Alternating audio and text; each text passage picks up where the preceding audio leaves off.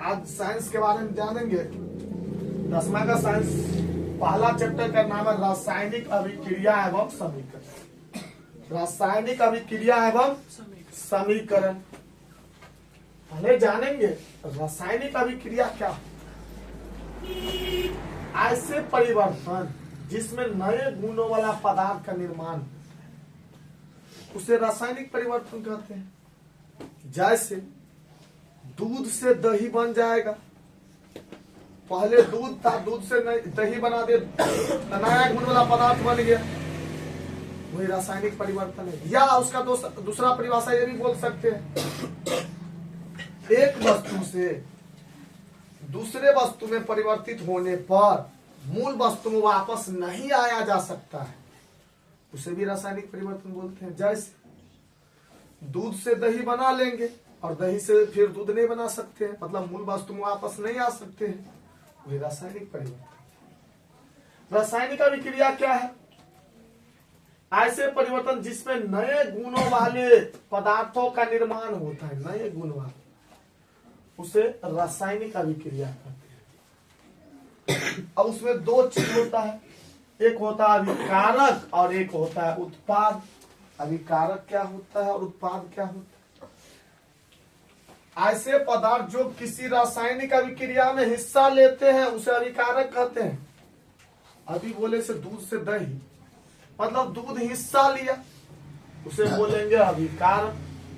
जो रासायनिक अभिक्रिया में हिस्सा लेते हैं उसे अभिकारक बोलते हैं। और ऐसा पदार्थ जिनका निर्माण रासायनिक अभिक्रिया में होता है, जैसे दूध हिस्सा लिया तो अभिकारक, और निर्माण किसका हुआ? दही का, तो दही हो गया उत्पाद। फिर समझो, ऐसा पदार्थ जो किसी रासायनिक अभिक्रिया में हिस्सा लेते हैं उन्हें अभिकारक कहते हैं, और जिनका निर्माण होता है उन्हें उत्पाद कहते हैं।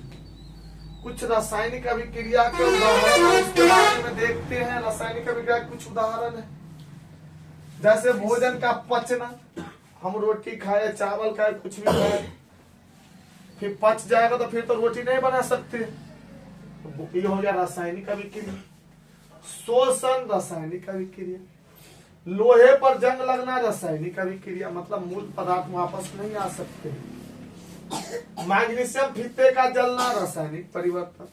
दही का बनना रासायनिक परिवर्तन। रासायनिक परिवर्तन सीधा याद रखना कि नए पदार्थ का निर्माण हो या एक पदार्थ से दूसरे पदार्थ का निर्माण हो, फिर मूल पदार्थ वापस नहीं आया जा सकता है।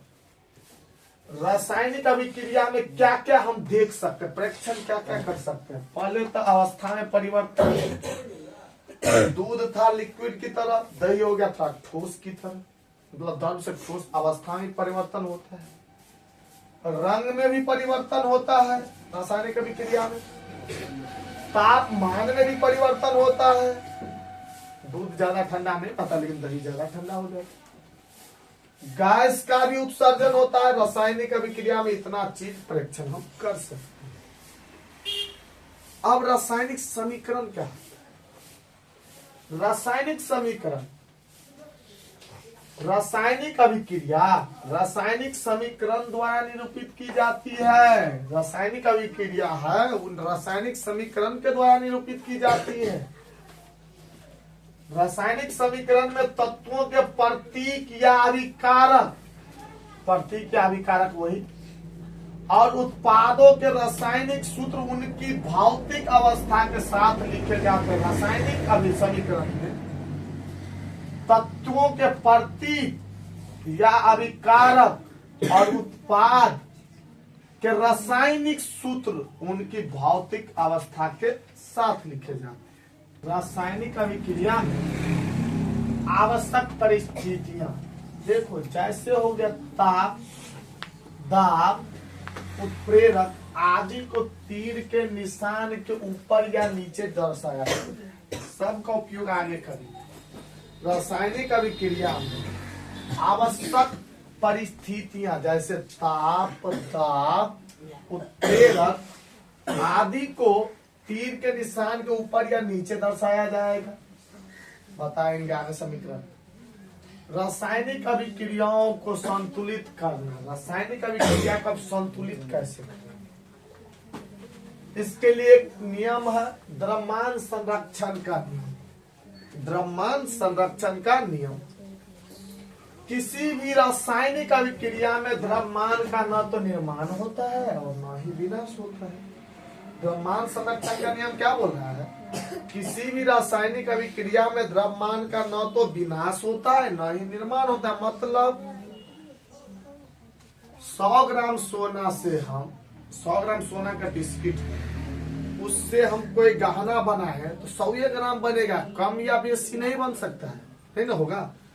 100 ग्राम है तो 100 ग्राम रहेगा, 50 ग्राम तो 50 ग्राम। द्रव्यमान संरक्षण का नियम क्या कह रहा है, किसी भी रासायनिक अभिक्रिया में द्रव्यमान का न तो निर्माण होता है और न ही विनाश होता है।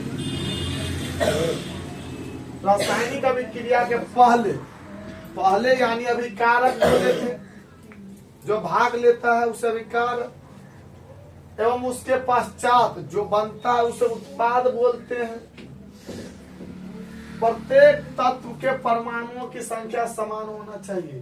रासायनिक अभिक्रिया में पहले यानी अभिकारक और उत्पाद के परमाणुओं की संख्या क्या होना चाहिए, समान होना चाहिए। अब हम समान कैसे करेंगे, संतुलित करने के लिए 5-6 चरण है, चरणबद्ध देखेंगे। पहला चरण क्या होगा, रासायनिक समीकरण लिखकर प्रत्येक सूत्र के चारों ओर बॉक्स बनाओ। रासायनिक समीकरण लिख लिया। Fe मतलब लोहा, H2O हाइड्रोजन और ऑक्सीजन मतलब जल, Fe2O3 और H2, उसे संतुलित कैसे करेंगे सब बताएंगे।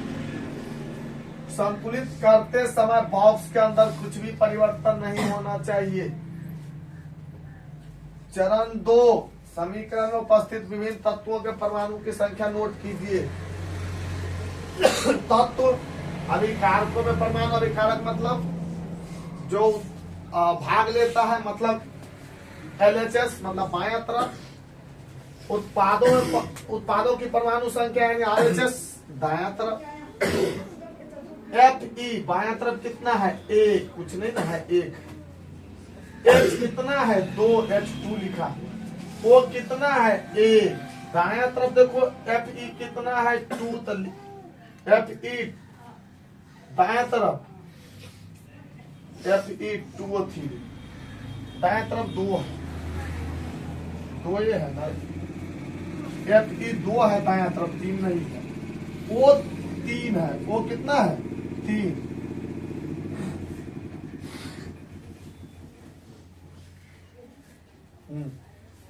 और H कितना है, 2 है, यहाँ पे भी 2 है और यहाँ पर भी क्या है, 2 है। फिर देखो Fe बायां तरफ 1,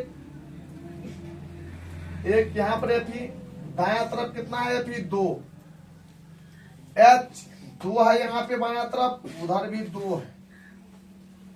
वो यहाँ पर 1 है, वो उस तरफ 3 है, बराबर नहीं ना है। संतुलित करेंगे, उससे आगे और कुछ नियम